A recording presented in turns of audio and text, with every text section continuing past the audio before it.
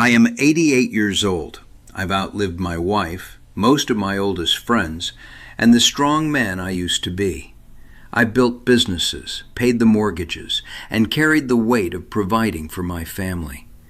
But I am going to tell you a brutal truth that your financial advisors, your doctors, and your own stubborn ego refuse to say out loud. The reason so many proud men end up destroying their children's lives isn't a lack of money. It's a lack of preparation. Look at my hands. Watch them shake. Hear that heavy breath? That's a machine breaking down.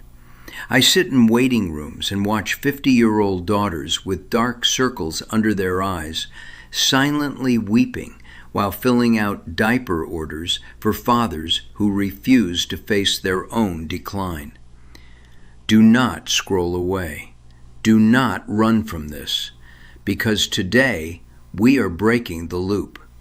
I am going to give you the 5 brutal, unforgiving habits you must execute right now. If you want to die with your dignity, instead of becoming a rotting anchor around your family's neck, listen to me. Let me take you back to 1986. I was 48 years old. In my prime, I was a machine. I worked 60 hours a week, and I wore my exhaustion like a badge of honor. I remember the dull ache in my lower back that started that year. I remember the slight shortness of breath when I walked up the stairs. My wife, Mary, she used to put her hand on my chest and say, "Go see a doctor, just for a checkup." You know what I told her?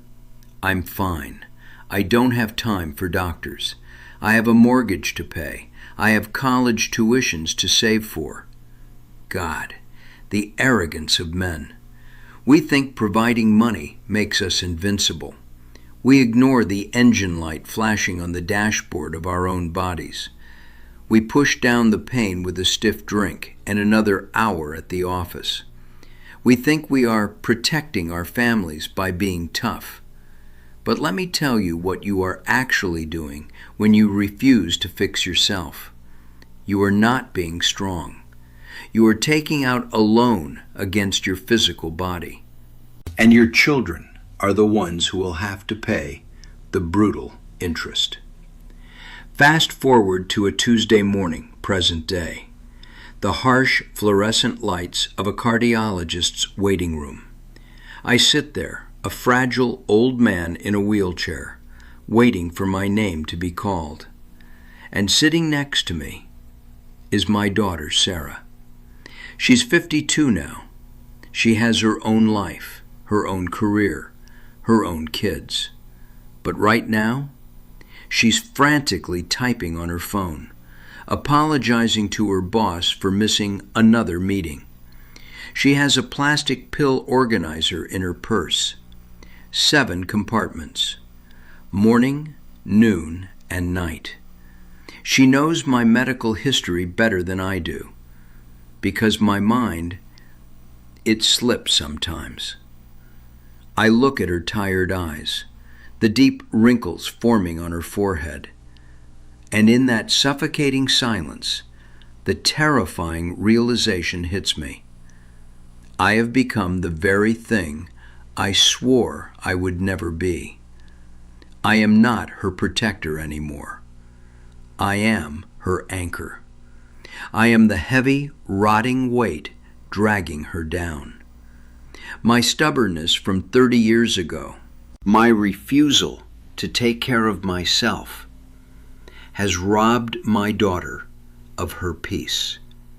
That is the true cost of an old man's ego. Why do we do it?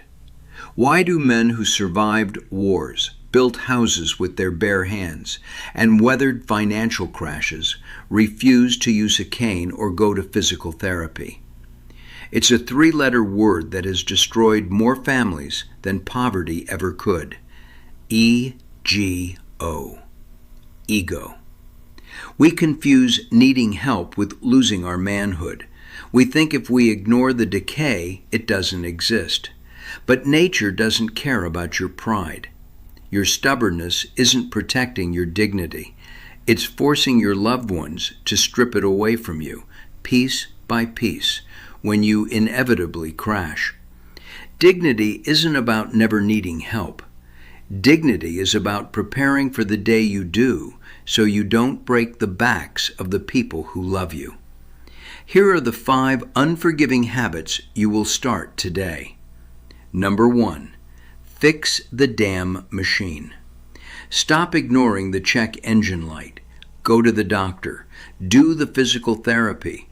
Walk the 30 minutes a day. You do not have the right to let your muscles atrophy just because you're lazy, and then expect your 120-pound daughter to lift your dead weight out of a bathtub.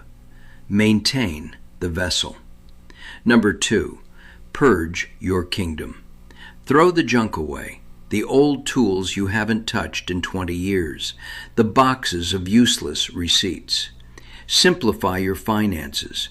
Write down your passwords. Do not leave a 40-year accumulation of garbage for your grieving children to sort through in a dumpster. Clean up your own mess. Number 3, drop the bitter armor. Aging hurts. It's terrifying, I know. But chronic pain is not an excuse to be a miserable, cynical bastard. Say thank you. Smile when they visit. Tell them you are proud of them. Make them want to be around you because of your warmth, not because of a guilty obligation. Number 4, make the agonizing choices yourself. Sign the papers, the will, the power of attorney, the do not resuscitate order. Do not coward out and leave these choices to your kids. Do not force them to play God in a hospital room, deciding whether to pull your plug, living with that guilt forever. You take that burden. You sign your name. And number 5, build your own damn island. Get a hobby. Read a book. Join a club. Call an old friend. Your children are not your personal entertainment system. They are fighting their own battles, navigating their own storms. Give them the ultimate gift, the gift of your independence. The greatest act of love a father can do in his final years isn't leaving behind a massive inheritance. It's making his exit as light as possible.